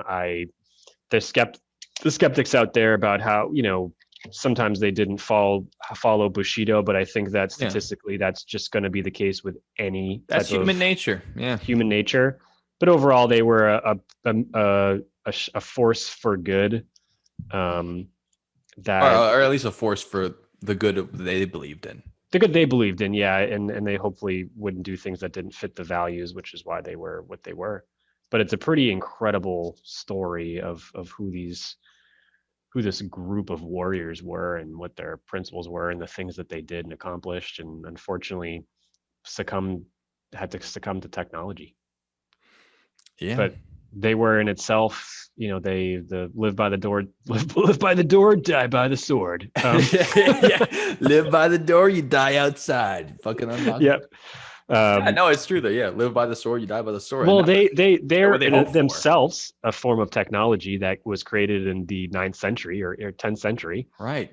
So maybe around then they're like, yeah, this fucking shit, we don't need that new stuff. That could have been what was the conversation in the 900s. Think of we don't need Egypt. that new technology. You couldn't spend your whole life learning how to fight. You had to grow some food, but a new age thing, middle age thing is to make someone's life a fighter, and they could get fed by the culture. You don't have to have them being a farmer or hunting. You just train every day to kill. That is a technology, to have people in your society with specialized weapons that are specialized at using them. Yeah. Oh, absolutely. I mean, the knowledge in itself is a form of technology in some way. I mean, this is a new way of doing things. I mean, that's why companies have I forget what they call it, but whatever. Yeah. But overall, I think they're a fascinating group. Their principles can help you in day-to-day life today, but that doesn't even matter. Just looking back on them, they're cool as fuck. Great movies. Great movies. Great movies. They're always involved in great movies. Again, 7 Samurai, the 47 Ronin, Last Samurai, Kill Bill movies featured them as well. Kill Bill. What else we got? Rurouni Kenshin, Samurai Champloo. Check that out. Samurai Jack, we didn't mention. Great. Oh, we didn't mention him. Probably the most beautiful cartoon ever made. Ever. That's in the future that is cool. Great show. Great show. Jack. Beautiful show. Crazy that was just such a good show. Anything else? Yeah, I feel the same way. It's like I think that the mentalities and the ideas of them and the stories of heroism should be, respected. It's amazing what they were capable of, but much like anything else in history, take it with a grain of salt. They're still people, and a lot of them were pieces of shit who murdered and were bandits and killed, willy-nilly because, like I said, they're illegal, allowed to kill people. You call them a bad name, I kill you. Is that honorable? I guess part of the rules. But then some of them would charge down a hill for the very idea of being what they dedicated their life to. So it just runs the gamut. Yeah, absolutely. The movie, the 7 Samurai fits that spectrum so well. Each of the 7 are so different. I mean, one of the guys is literally shows up drunk in the place, and you're like, "What's this guy doing?" And you don't even know if he is. The thing is, they didn't go to the police academy, where Right, they're right. officially a cop. It's You more are what you are. yeah, you were raised as a child to be a samurai, and that's what happened. Or it's so they leave that open to interpretation about like, is that guy actually a samurai or he's not? And they don't really totally explain it. They let him know that he's a fraud in some ways, but Mhm. maybe not. It's just so interesting because that movie Yeah, it's leaves like- so much open to interpretation. That made it like, okay, there's seven. It's called the Seven Samurai, but this guy might not be one, but he is one. And there's also one he's like 16 and in training, but he is samurai still. And at the end of the day, he's part of the Seven Samurai who defended the farm village, and were successful. And then they all died. The ones who did die at the movie, they died as samurai. They had the katana in the mound, and some of it's just a beautiful movie. It's amazing. So Yeah, it reminds me of that. It was a lot what they based Star Wars off of. The idea that being a Jedi Knight was directly based off of being a samurai, and it's that same idea in the prequels to Star Wars, where they say you have a lightsaber. Did you kill a? How'd you get that? You must be a Jedi. And he goes, "Oh, maybe I killed a Jedi and I stole his lightsaber." And he goes, "No one can kill a Jedi." It's the same idea as a samurai. They see the katana. They say, "You have a katana. You must be a samurai." Well, maybe I stole it from the samurai. And they go, "No, you didn't. You're a samurai, aren't you? I can tell by the way you wear your blade." George Lucas was obviously influenced by the samurai, and I don't think, did we mention this, but Darth Vader's helmet?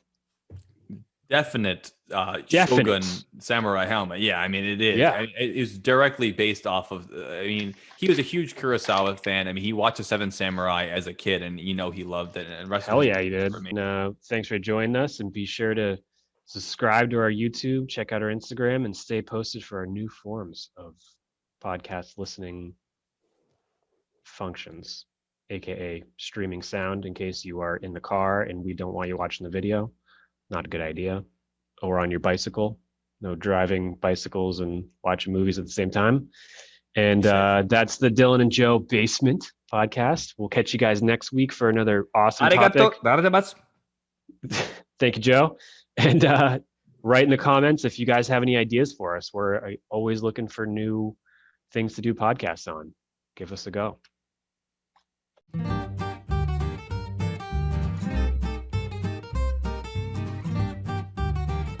Originally not on pages of stuff. It was word of mouth. We talked to it mouth to mouth. Yeah.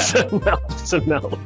Yeah, Mouth to mouth translation or communication. I've held a lot of guns in museums, and I always get nervous, and I'm holding something. I'm like, I don't know, this one looks a little too beat up to be something I want to be too well holding. worn, a little used. Yeah, a little patina on this one's a little bit too much. Sure, yeah.